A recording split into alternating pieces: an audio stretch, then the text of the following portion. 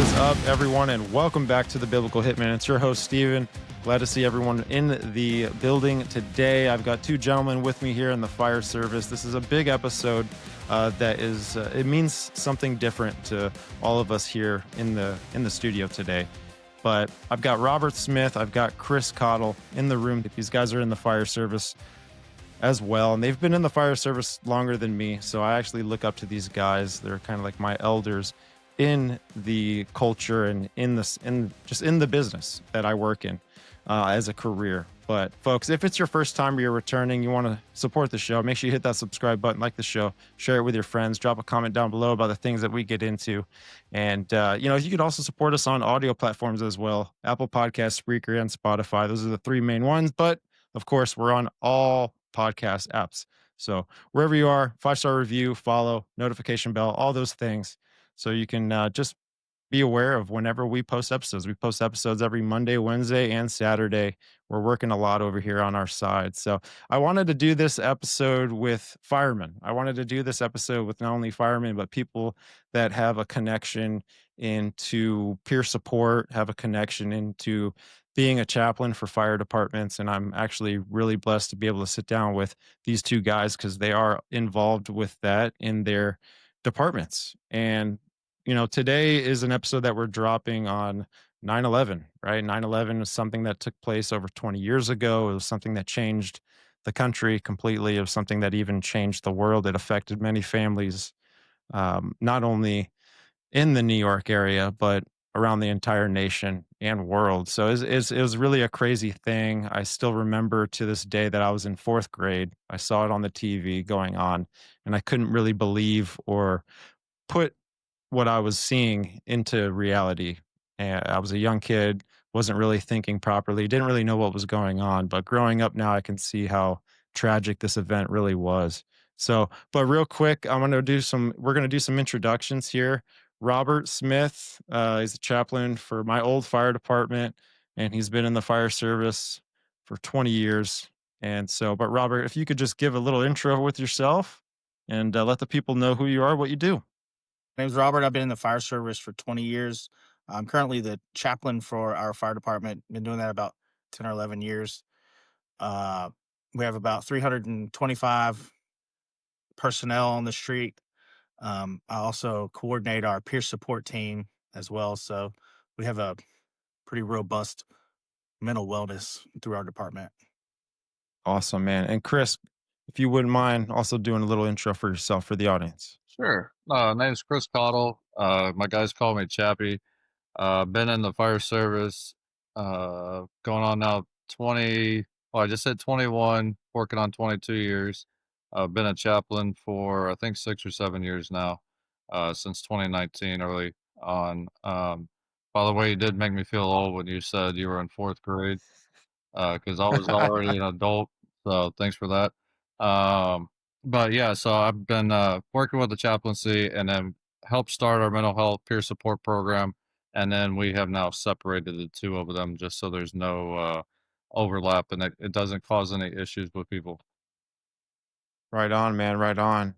The next thing too, I want to ask you guys because this is something that we all remember, and I kind of opened up with it. But what were you guys doing when this event happened? 9/11, 2001, and we'll start with you, Robert. What were you doing at that time? Do you remember? Yeah, I was much younger then. I was working at a bank at the time. I worked my way up. I was in bookkeeping, and we heard about it and pulled a television. Back then, you had to actually roll them in. They had them back on rollers, so we rolled a television in, and everybody kind of watched it unfold. And it was horrific, man. The things that we see now have been cleaned up. The stuff that you actually saw that day, you you have a very difficult time finding now because just it was really really bad. But yeah, I was working at a bank that time. Yeah, yeah. It was the emotional response along with how people were trying to just help as far as humanity, right? Like Yeah. in the middle of that kind of a scene, Yeah, you have to definitely. understand. I mean, this is one of the highest tourist attraction places in the nation, and there's people, there's millions of people in New York City, and then you have this kind of event that's going on. But plus, it just affected everywhere in the nation. Everyone was turning on the televisions. Everything shut down almost. Everyone was pulling their kids out of school. Yeah. There was a terrorist threat that was impacting us all, right? So, Yeah, definitely. yeah, Chris. So, what were you doing, man? What were you doing at the time? It's funny because I remember it so vividly because I try to talk about it often. Um, I was living down in Key West. My wife and I were engaged to be married, and she worked literally like 3 blocks from our house. So I would bring her uh, snacks or I would bring her lunch. And I was sitting there, and this was back when I was a lot younger, and I would eat cereal in a big stainless steel mixing bowl. So I'm watching the news and I'm eating my cereal, and they were talking about movies that were coming out. And then I got up to go to the kitchen to put my cereal bowl away, and I come back, and that's when the first plane hit the tower. So I'm like, this is a really messed up movie. I can't believe they're gonna put a movie out like this. And then I looked down the bottom of the screen and it said live. And that's when it clicked. But I'm like, this is actually happening. This isn't a movie. And so I just sat there and watched it.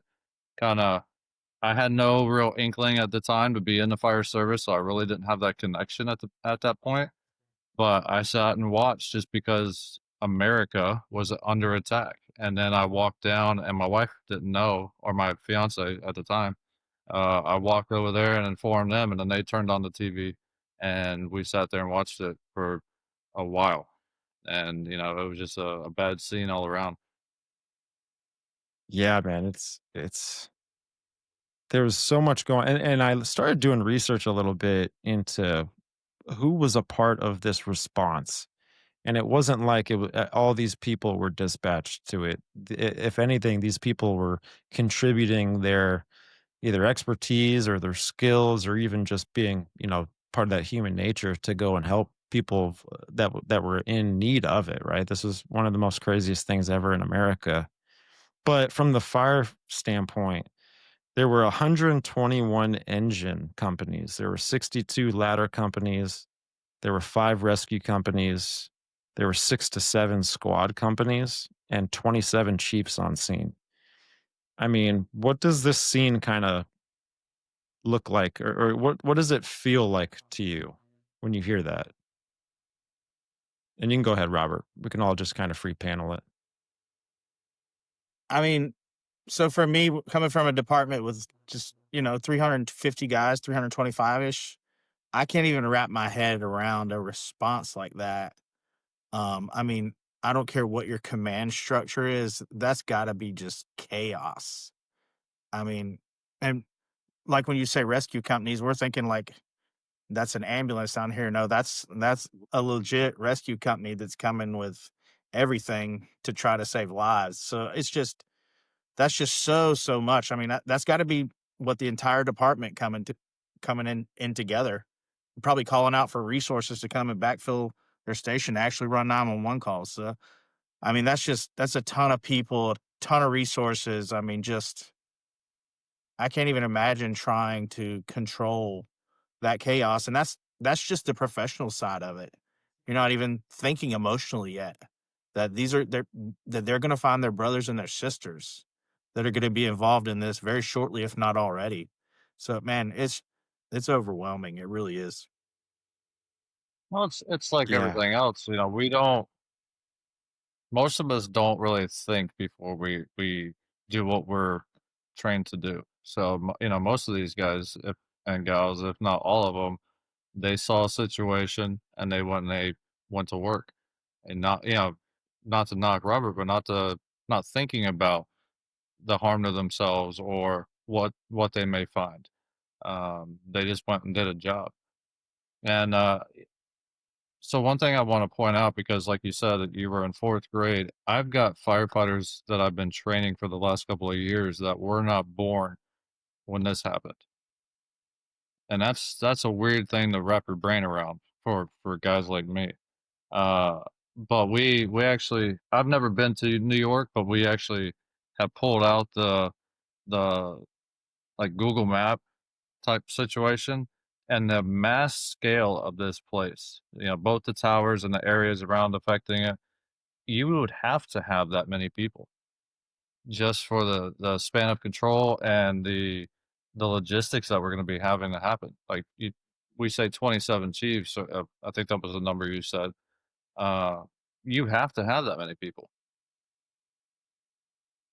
Yeah, it's crazy, man. I mean, I'm like whoever was in charge of accountability. I mean, there's multiple people in charge of accountability, right? And just for the audience that may not know what that means, this is someone who's looking at either a board with a bunch of names on it, and they've got different crews out doing different functions, and they're just making sure everyone's in par, right? Everyone is accounted for, because either you can get lost. There's a bunch of the reasons why someone could not, come back to the truck at the end of the operation.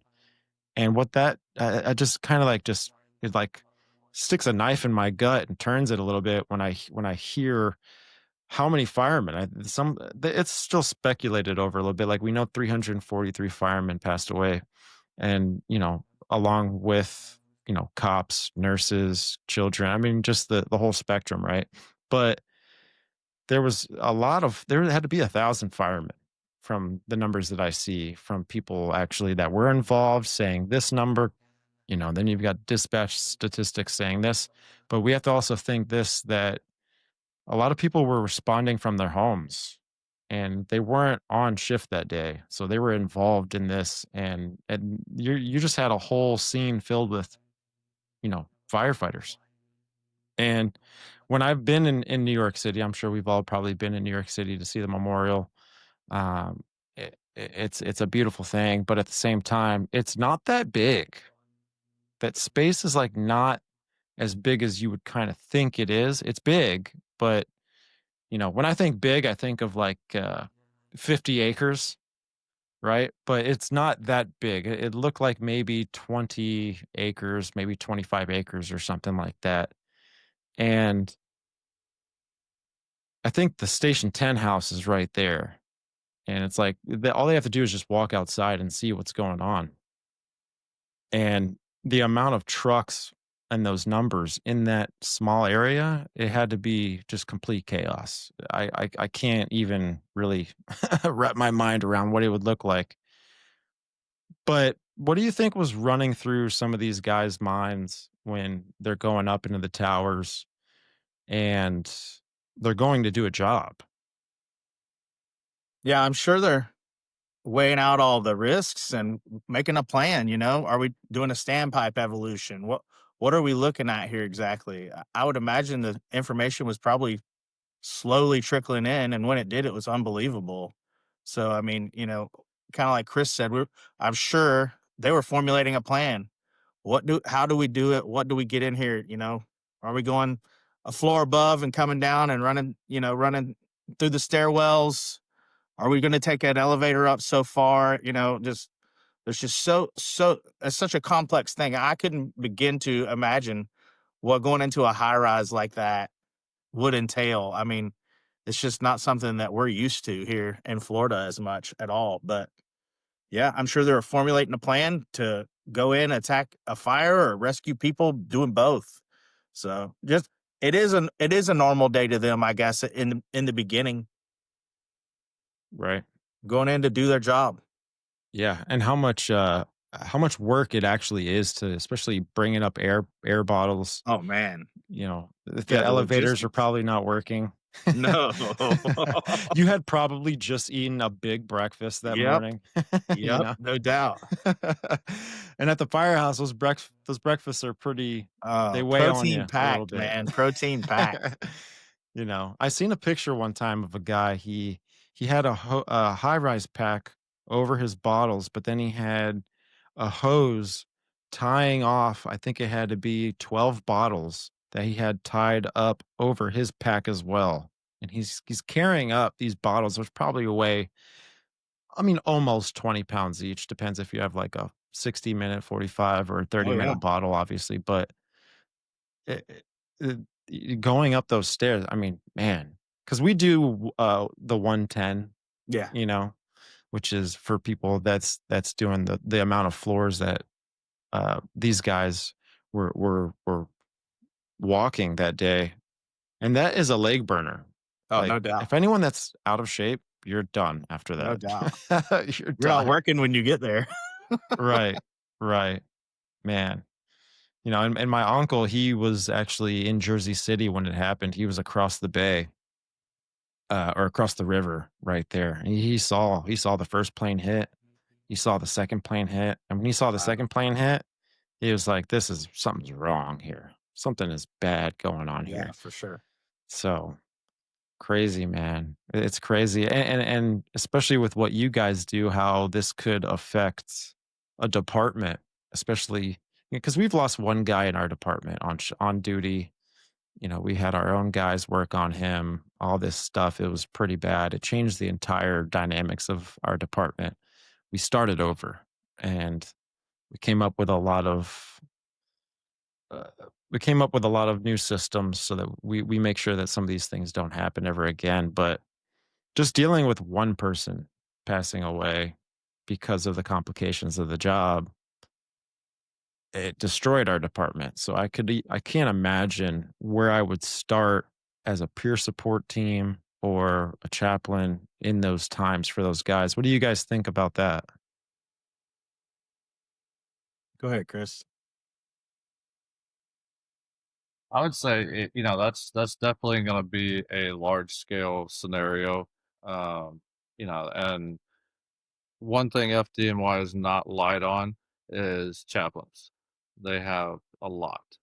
So, it's span of control at that point. It's breaking your groups up into whether they be houses, whether that be uh, rank, whatever the case may be. It's just a matter of breaking them up. And, it's the old adage, how do you eat an elephant? Just one bite at a time. You find a bite that you can get a hold of, whether that be, okay, I'm going to talk to the firefighters of this district, and that's who I'm going to talk to.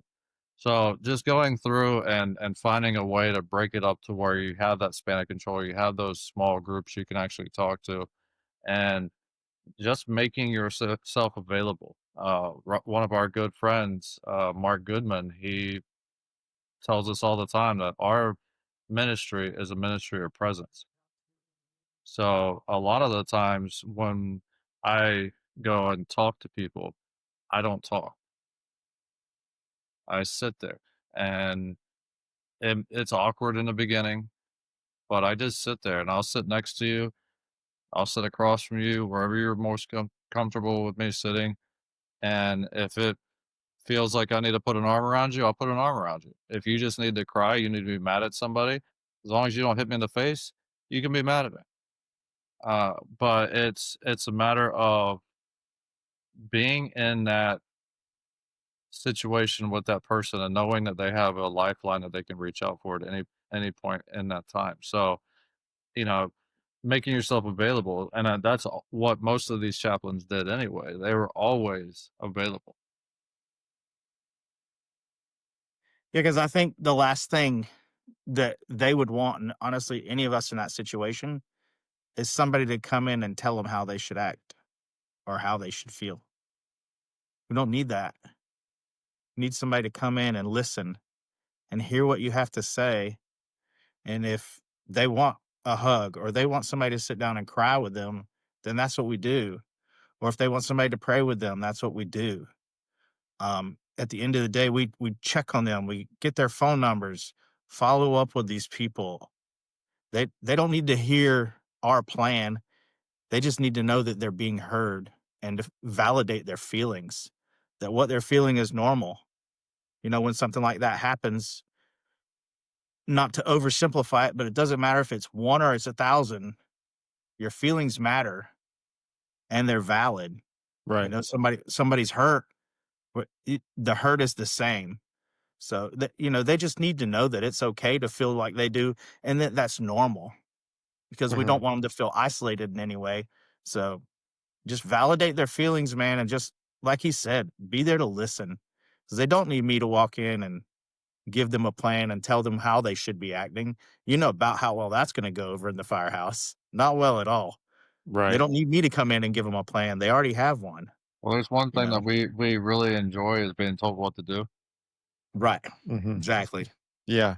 So what are you guys' thoughts with as far as being Christians in the fire service and dealing with mental health and like is it the best thing in this whole scenario, right? Being a Christian and having that relationship with God?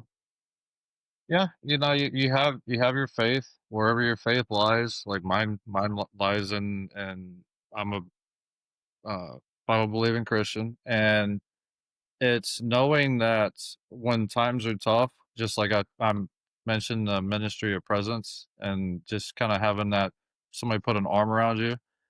When I'm in those tight spots and I pray, like that's you get that feeling of Jesus, God, however you want to put it, putting their arm around you and just saying, okay, it's not great, but we have a plan. We're going to make something happen. So for me, it in the beginning of my career, I was a volunteer from 2002 or from 2000 to 2003. Joined the fire service in 2004. I hid it because I hid my faith because of the predecessor that I had as chaplain had actually made an issue for chaplaincy and spirituality and faith in the fire service. So I hid that because I didn't want it to be, pointed out that I was a Christian and set apart. Um, Anyone that's spent more than 5 minutes in the firehouse knows that the language is not great, knows that the jokes are not, for everybody's ears, and the things that they talk about is not for everybody to listen to. So this I felt like the second that I set myself apart, I was going to be not ostracized, but I would be apart. I would be left out of things. So I hid it for a long while. Uh, Not like anti-Christian, but I just didn't tell anybody my business. And then I had my own situation in 2007, which caused me to have to, and whether that was God thumping me on the head saying, "No, you can't do that." I had my own personal situation where I had to express who He is and what He's done in my life, and that's what changed the whole game for me. And it's the little things.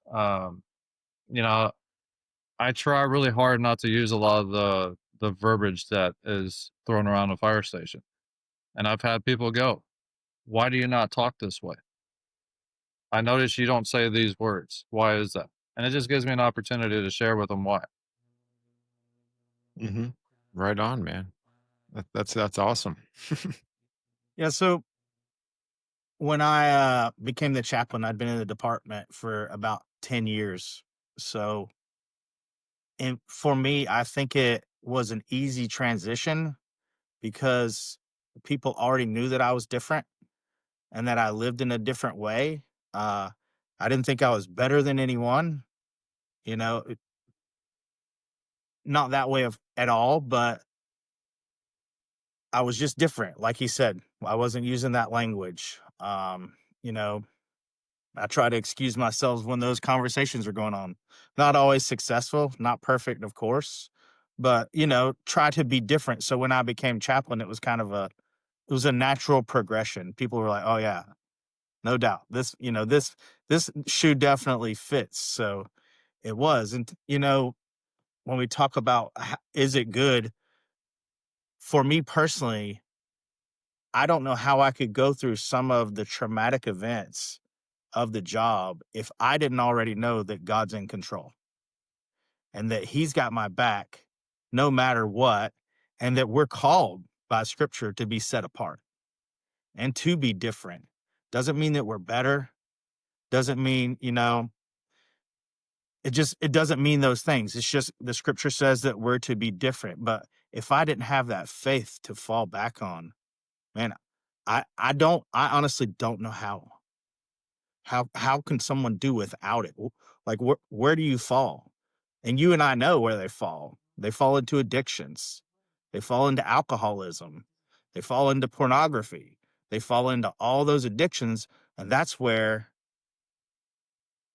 the world goes. So having God and being able to know that, hey, the plan is already set. The end is already in motion. We already know. And being able to lean on him, to me, man, just makes the job, makes not just life, but makes the job easier in that way. Absolutely, man. It's funny too because there's God's working on me in a few areas. The most recent areas are like it's scripturally it's Romans 1:16 and holding that as like a sword for battle at the firehouse. You know what I'm saying? Don't be ashamed of the gospel, right? And so I haven't been. I read my Bible out into the open. I talk to people about Christ. I Yeah. talk to them about what I'm reading, but I kind of put it in such a way for people and how they'll be receptive to it, right? Yeah. Because the world kind of programs people to once they hear these kind of things, you know, this is who they are, this is what they look like. Stay away from them, Right. whatever. It paints an image over me. For sure. And what's so crazy too is because ever since I've been promoted to engineer, um, I got paired up with another guy who is a believer in in the department, and we're like mom and dad, right? And we Nice. both kind of change those roles a little bit here and there, just depending on the day, who's like good cop or bad cop. But it's from our faith and what we've done with it, with our shift. It's led to the salvation of one of the other younger guys in our station. Praise God. One of the other guys is like super cool now with like having these kinds of conversations because the perspective of certain things has changed. And I'm just seeing God work. Yeah. And I'm like, this is cool. This That's is very cool. cool. And we just have to be kind of steadfast on that area where it's like we have, I think we show people our faith the best through our works. So Yep. at the end of the day, that's how people, it's like what Chris was saying, like or you were saying as well. It's just, this is how people see, well, why are you not saying this? Why are you not saying that? And then they start to, now God's kind of hooking them a little bit. They don't even know it. They don't know what's going on. Right. Right. No idea. Yeah. Well, it's funny you say So that because you know, we do everything for those that don't know how the fire service works. We don't shut down for Thanksgiving, Christmas, and Easter, and all the rest of the holidays. We go to work. And a couple of years ago, after I started the chaplaincy program, uh, I started having crew members who, whether they were or weren't Christian, they didn't project that. But then they started going, "Hey, would you mind praying for dinner?" And that just gives you one more outlet, you know, to and it's not it drives me bananas whenever people give these holier than thou prayers. Like I talk to God like I'm talking to you guys right now. I'm not trying to polish anything because God sees truly who I am and knows that's not me. You talked about looks, like you look at this is not what your standard chaplain looks like. And I get reminded of that pretty regularly when I go places. They're like, "Oh, but you're the chaplain?" Yeah, yeah, I'm the chaplain. I got tattoos and piercings and a stupid mustache, but to have a crew member who I don't believe is a believer go and stop everybody and say, "Hey, would you mind saying the blessing over the food?" That is, in itself is like you said, it's God working in that station. It's God working in that person to go, for whatever reason, I need this guy to do this. And now I'm to the point. I used to be real shy of praying in public, because you always feel like you're being judged. But now it's just, I talk to God like I talk to you guys, and it is what it is. He knows my heart at the end of the day. yeah, and it seems like in our day to day, in the how the reality is shifting a little bit. It seems like people are starting to get more interested in truth, and we have to understand that the devil has his ways of kind of casting a net out there and grabbing as many people as he can, but God is also kind of fighting that battle, along with him. And he's using us if we believe it or not, in any small little way here or there, he is using us. And I mean, where would you guys say with your departments? Like, do you think guys are coming around a little bit more? You think the younger generations of firemen coming in are more receptive to this idea? I think they are. I was talking with someone recently. The amount of people who are looking right now into spirituality and Christianity and stuff is much, much higher than it's been in the past. I can tell you, our department, we have one guy who runs a Bible study, and his numbers of, and this is just firemen in our department, numbers are increasing and increasing and increasing. There's more and more people coming to his Bible study. I'm doing a devotion right now on the Bible app with one of my guys, and just brand new believers are all over the place, man. And it is the simple things like we kind of talked about, I believe. Like, I'm a lieutenant in my station, so I don't tolerate a lot of negativity and drama. Just I'm not going to. That's not part of who I am. And so, what that's done, it's created a whole lot of people who want to come to our station because we don't have that. We don't tolerate those things. And that's because that's what God does. We love people. We take them for who they are. Correction is in a loving way. And so you don't have it. And people are like, man, wow, what are they doing over there? Why is it so different? And it's not complicated, but just being different and setting yourself apart in such a small way. It's been Hmm. really successful. It's so funny that, like, real quick, Lieutenant Swan was my first lieutenant at the Hey, guy. department, and a great guy. But he kind of showed me too, because it was funny because I had like Corey Brooker, Hmm. I had Rooster, and these guys were a part of my crew. And it was just so funny. Like, Swan was just so tough, where he was like, we're praying before the meal. We'd pray, but then everyone was like, this is what we do. And it was like a traditional thing that felt Yeah. awesome. And I go to Yeah. the next department, that when I left you guys and went to the next department, that was not even an existing thing. Wow. Yeah. Yeah.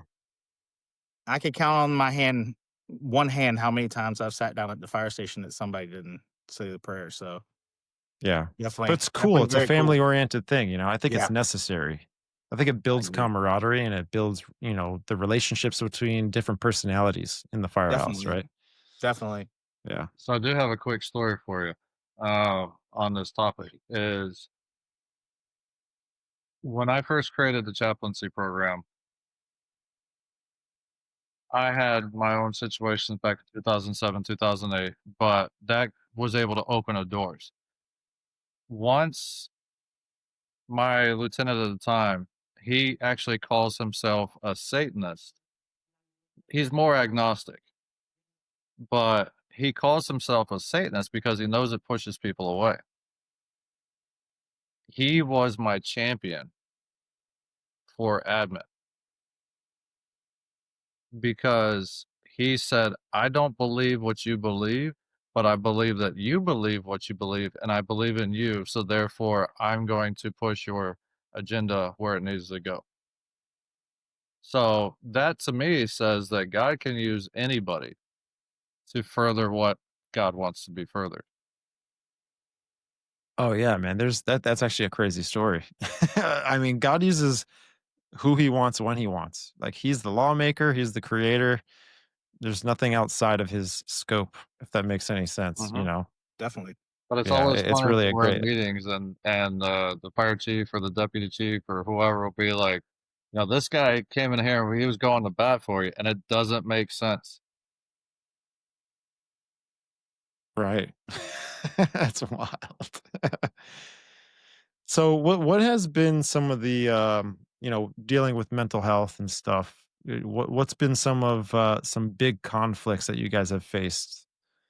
Maybe not conflicts, or just maybe hurdles, you know, The trying I years to think the of do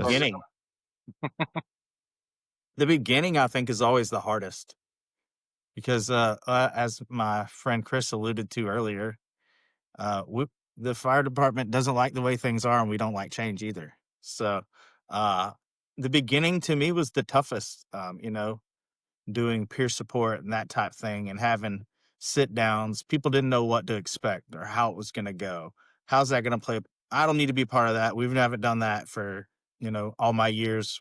I don't need any change. But after they actually experienced it and sat down, they're like, wow, so this is just a conversation. Why weren't we already doing this? So their perspective completely changed, but naturally in the beginning they were resistive, you know, but it worked out great, man. I'm telling you, some of the old heads who I thought were going to be a problem were the supporters. They're like, hey, if you need somebody to step up or have words with somebody about this, you let me know and I'll be there. And I'm like, wow, these are like the guys in the department. So it was interesting in the beginning, but it all turned out great, man. But that's because God was behind it. That wasn't us.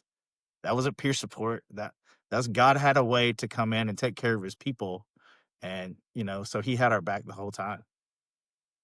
I'll say some of the hurdles that I experienced in the beginning was like Robert said, you had the fear of the crews not accepting. But in that, I had the same thing. So what I did is I put my story out there. I told everybody where I was, how I was, and why this occurred. Uh, and the amount of text messages that I got before I left the room of people saying, "Man, I wish I would have known that that this was going on. I would have done this."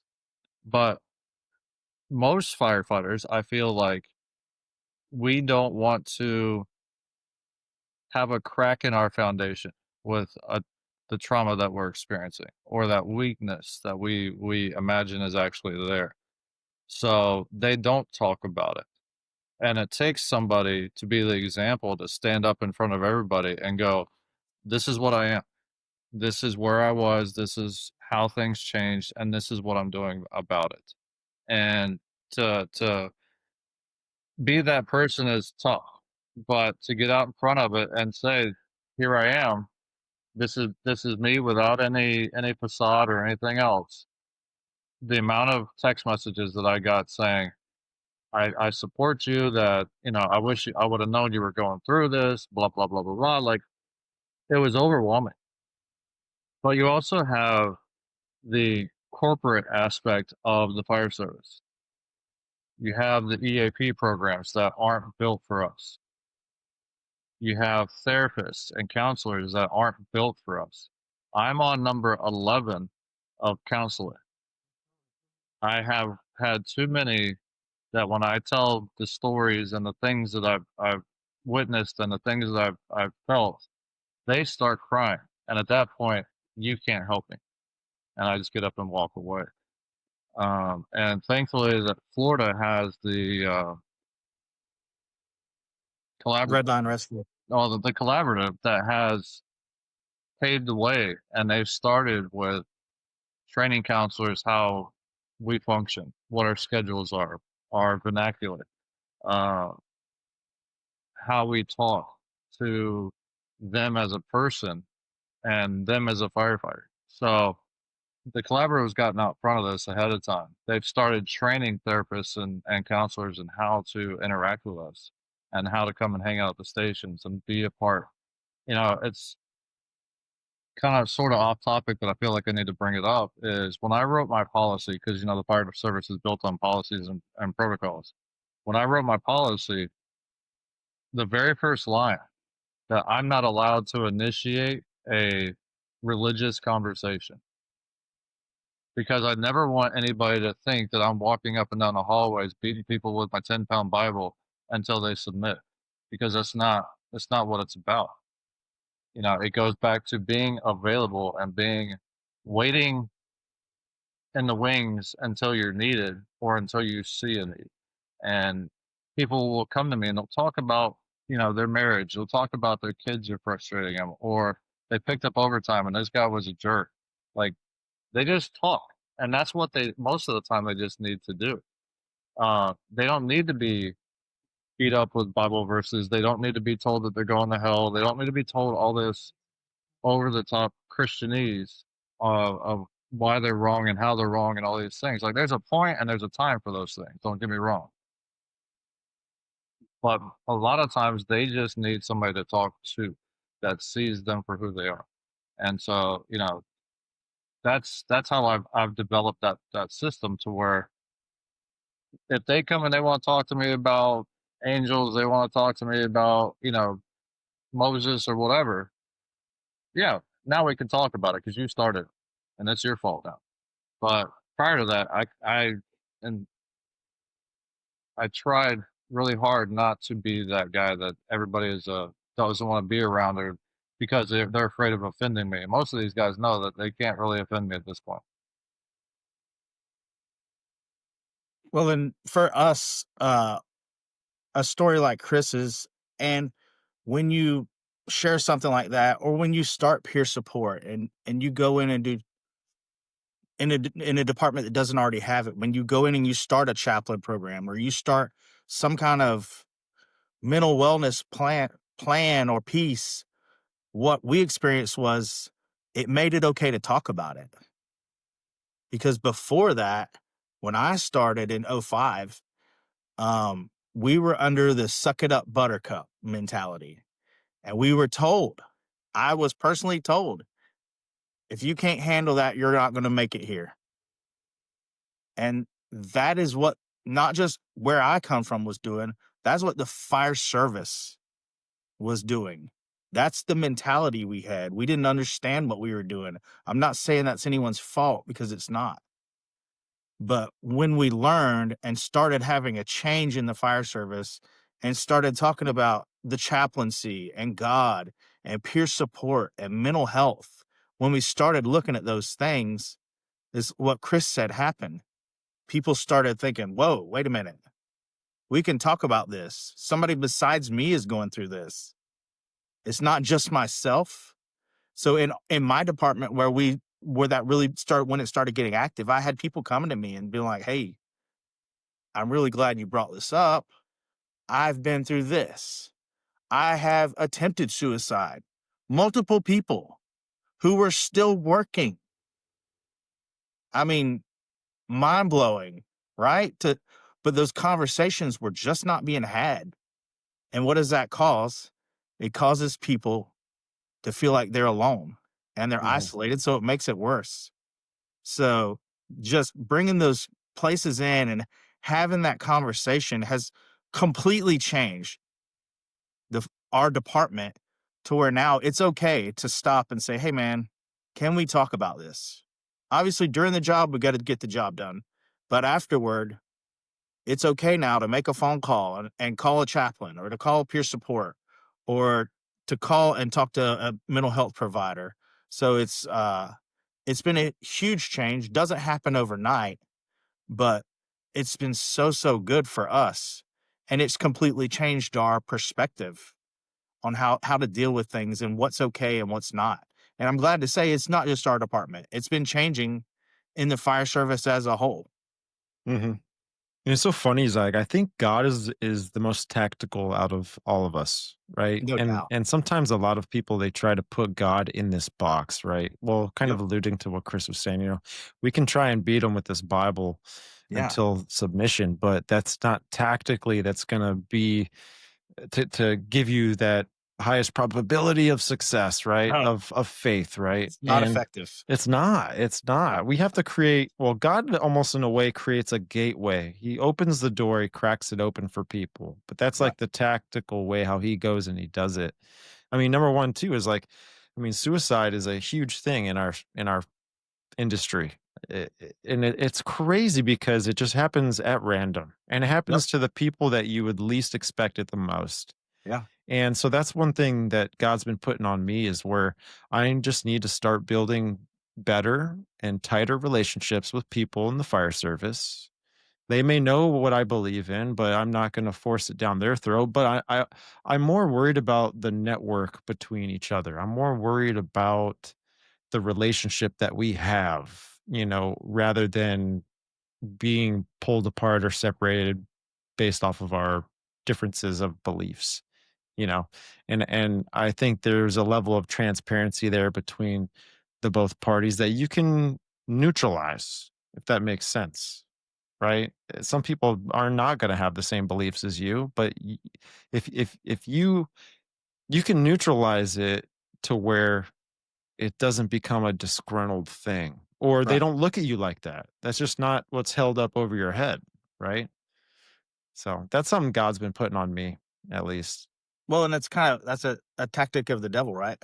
Hmm. If I can't get these guys to not believe in God, then let's make them really concentrate on the door that they walk in on Sunday. Hmm. My door is different than yours. So they can that division, if he can have that division, and it's sad to people who can't see past that. Let's see past that division and just work together. You know what I mean? It's Yeah. but yeah, you're right. It definitely is. Yeah. And it's like just listening too. Like listening is very important, right? It's just something that giving people the floor, if that makes sense, because then it makes them feel like important. It makes them feel wanted. It makes them feel like, oh man, like this guy is actually listening to me. Yeah. And it's just something that, again, I've just been trying to uh, for all the general people in the my fire department, because I don't know who's gonna be the next one that Right. falls under this sickness or something because of what we see, what we do. A lot of it is like young people, they get into it. They're trying to push through this career because it's what they want to do. But then they're mentally getting affected by some of the things that we see, do, whatever, on a whole nother level. Yeah. It comes from leadership too, right? It comes from leadership. Well, I think So, you hit on a important topic. Is there's a difference between hearing and listening. And as someone who, and I'll let the cat out of the bag, as someone who contemplated suicide for 2 years on a regular basis, I was being heard, but no one was listening. I was the happy person. I was the person that was jubilant and constantly laughing and screwing around and making jokes and doing all these things. But no one took the time to find out about Chris, what was going on in Chris's life. They only looked at what was happening at work. They didn't look at what me as a whole. And so what I try to do, and I don't always get it right, but what I try to do is I built the chaplaincy program for what did I need in that time? What did I need to see? What did I need to hear? What did I need to be feeling to change me from out of that course of direction?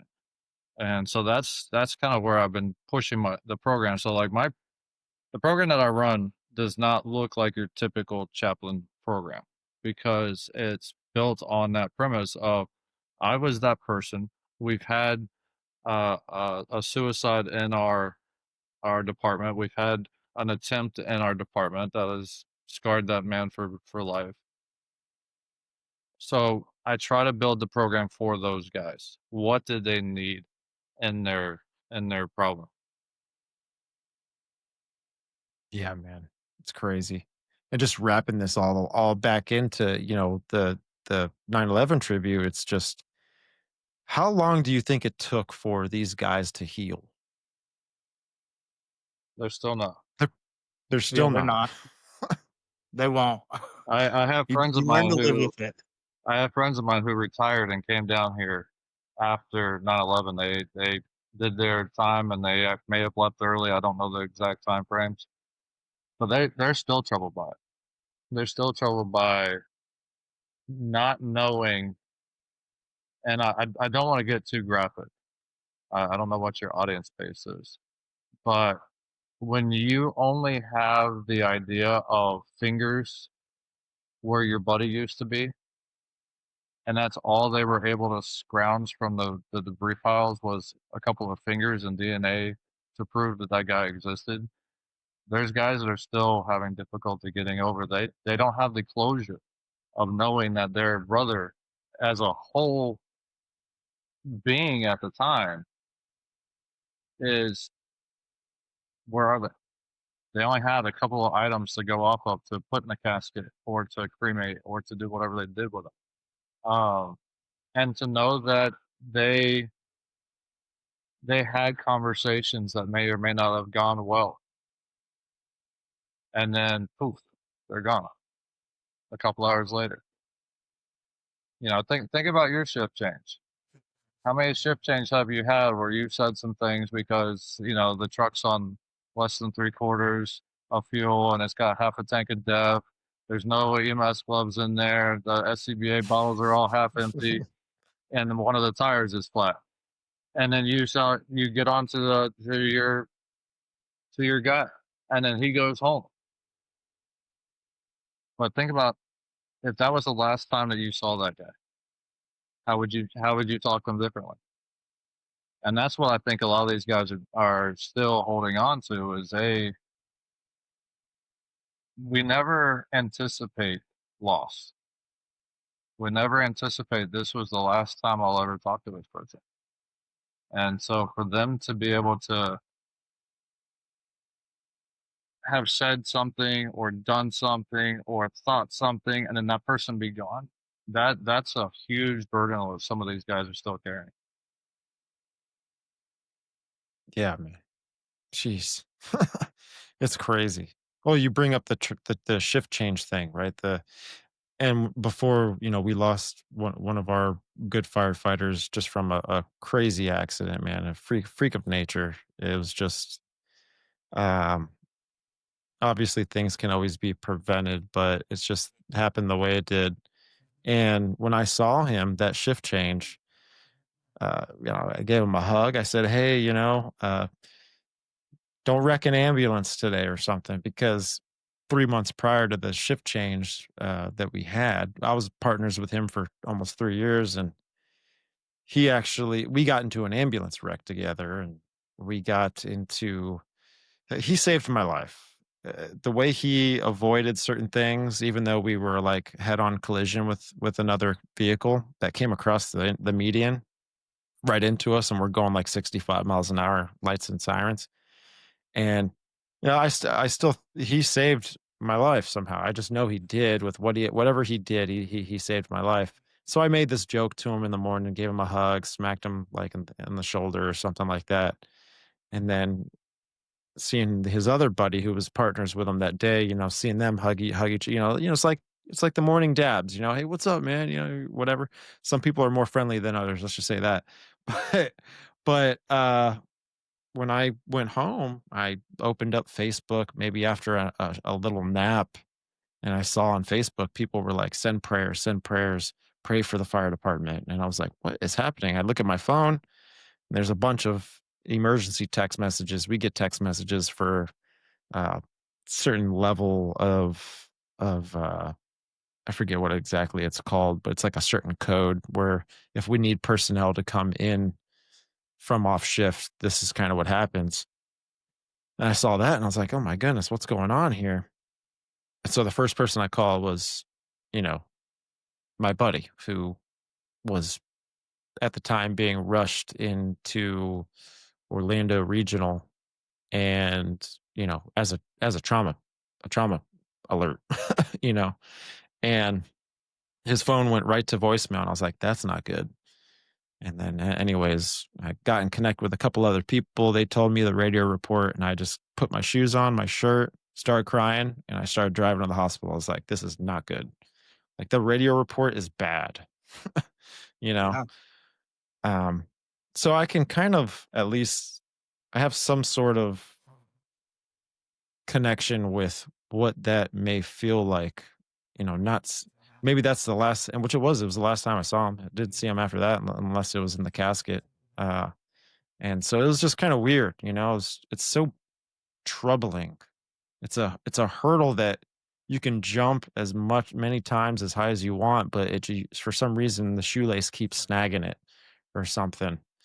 And I can only imagine what these guys that what they went through on 9/11. I mean, multiple of them is just something that blows me away. I can't compute it.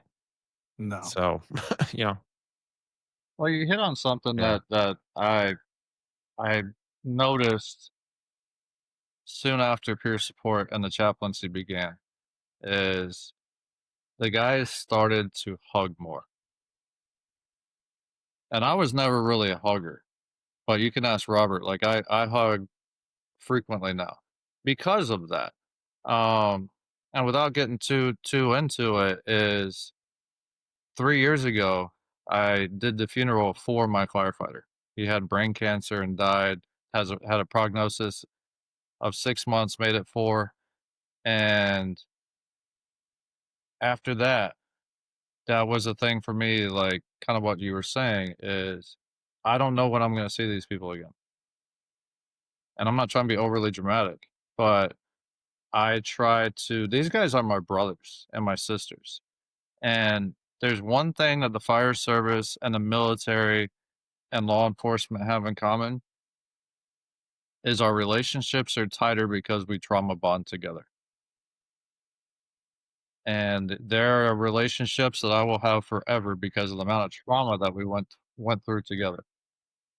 So now there are guys in our department and girls in our department that they weren't huggers, but now they see that we have become huggers.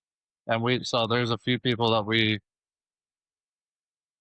side note, research has shown, and the guys that are, if they listen to this, they're going to start laughing. Research has shown that a 20-second hug, like a full embrace, raises serotonin and dopamine levels in your brain.